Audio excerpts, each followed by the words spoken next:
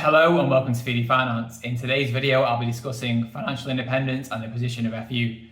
So you may be thinking, what is the position of FU? Well, this is a phrase that was popularized by the film The Gambler, whereby John Goodman gave a speech to Mark Wahlberg, essentially just outlining the principles behind financial independence. So the position of FU is a position whereby all of your expenses are covered by your passive income. So at this point in time, you're essentially a free man, and it's called the position of FU because you don't answer to anybody. And if anybody tells you to do something, you can tell them to do one. So if you've got a boss at work who you don't like and keeps telling you to do things you don't want to do, you can tell them to do one. You're not reliant on that source of income. So essentially you become a free man. In my opinion, everybody should be aiming to achieve financial independence, or the position of FU, whichever you want to call it, as soon as possible, because at that point you are essentially a free man. Until you reach that point, you're not a free man, because you have to go and do things you don't want to do to earn an income to just cover your expenses. But once you've achieved financial independence, you can actually do and focus on whatever it is that you're passionate about. You no longer have to do things that you don't enjoy doing purely for money. So now I'm going to discuss why I believe everybody should aim to achieve financial independence as early as possible. So for the majority of people, they do jobs that they don't particularly enjoy doing purely because it pays them an income so they can cover their expenses and their bills. Most people spend most of their waking hours doing jobs they don't enjoy doing purely because they need to cover their bills and expenses.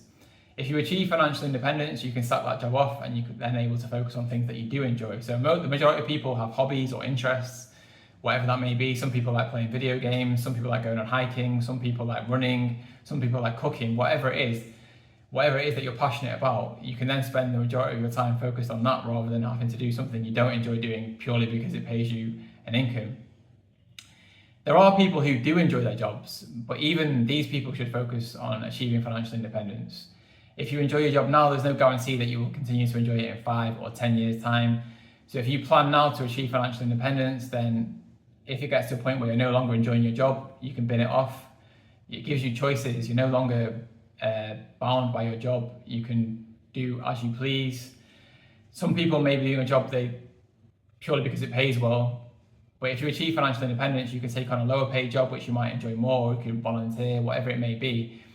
By achieving financial independence, it gives you significantly more options, and you become a freer individual and a happier individual because nobody tells you what to do. You are the master of your own universe, and you're free to do as you please, and day in, day out, you choose to do what you want to do. In the next part of this video, I'm going to discuss how to go about achieving financial independence. So let's get into it.